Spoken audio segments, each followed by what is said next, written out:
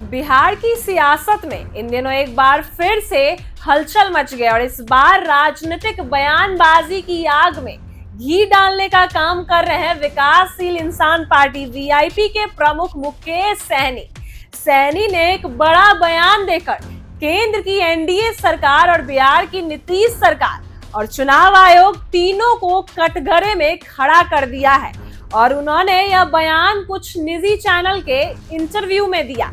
उन्होंने चुनाव आयोग द्वारा जारी आंकड़ों का हवाला देते हुए कहा कि अगर आयोग खुद स्वीकार कर चुका है कि बिहार में 65 लाख फर्जी मतदाता पंजीकृत पाए गए तो उन्हें 2024 के लोकसभा चुनाव में बिहार से निर्वाचित हुए सभी 40 सांसदों की सदस्यता तुरंत रद्द कर देनी चाहिए और राज्य में फिर से लोकसभा चुनाव कराए जाने चाहिए।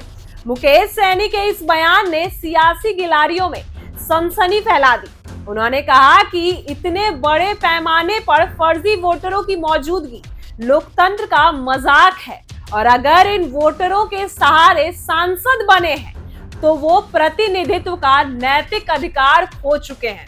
उन्होंने यह भी जोड़ा कि यह जनता के अधिकारों के साथ सबसे बड़ा धोखा है क्योंकि जनता जिन जनप्रतिनिधियों को चुनने गई थी उनके मतों की संख्या में गड़बड़ियां करके चुनावी परिणाम प्रभावित किए गए हैं। और सहनी का यह बयान सिर्फ चुनाव आयोग पर सवाल नहीं खड़े करता बल्कि नीतीश कुमार के नेतृत्व वाली वर्तमान बिहार सरकार पर भी सीधा हमला है।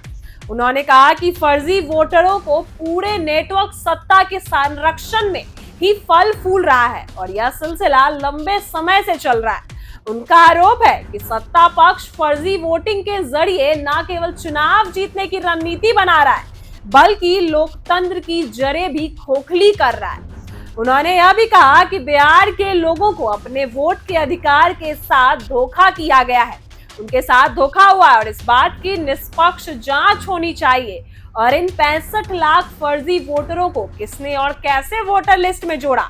अगर यह साबित हो जाता है तो इसका इस्तेमाल चुनाव में हुआ तो ना सिर्फ सांसदों की सदस्यता रद्द होनी चाहिए बल्कि संबंधित अधिकारियों और नेताओं के खिलाफ कानूनी कार्रवाई भी होनी चाहिए। उन्होंने यह भी कहा, उन्होंने मुकेश सहनी का यह आक्रामक रुख यह भी संकेत दे रहा है कि वे अब महागठबंधन आरजेडी मतलब कि तेजस्वी यादव के साथ है। तेजस्वी यादव और आरजेडी के साथ मजबूती से खड़े हैं और एनडीए के खिलाफ खुलकर मोर्चा लेने को तैयार है। कभी बीजेपी और एनडीए के सहयोगी रहे सहनी अब एक एक करके सत्ता पक्ष के सभी कमजोर पहलुओं को जनता के सामने लाने का प्रयास कर रहे हैं। अभी फिलहाल कुछ दिनों से मुकेश सहनी और तेजस्वी यादव के बीच में जो टकराव चल रहा था सीटों का, लगता है अब मुकेश सहनी शायद ऐसा टकराव नहीं होगा। मुकेश सहनी और तेजस्वी यादव महागठबंधन में दिख रहे थे। मुकेश सहनी हमेशा बोलते रहे कि वो महागठबंधन के साथ है।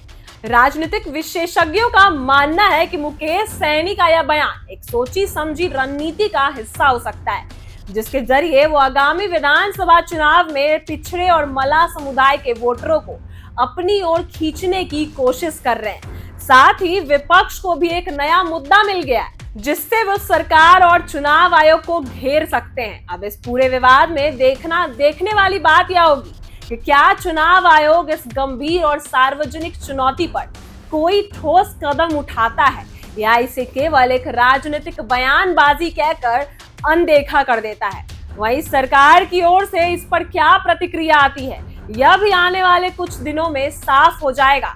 अब देखते हैं मुकेश सहनी के इस प्रतिक्रिया पर चुनाव आयोग क्या बोलता है। फिलहाल इतना तय है कि बिहार की राजनीति में मुकेश सहनी एक बार फिर चर्चा के केंद्र में है और उनका यह बयान 2025 के चुनाव माहौल को और भी गर्म बना देता है। ऐसी ही वीडियो के लिए बने रहे हमारे साथ। आप देख रहे हैं इनसाइडर लाइव।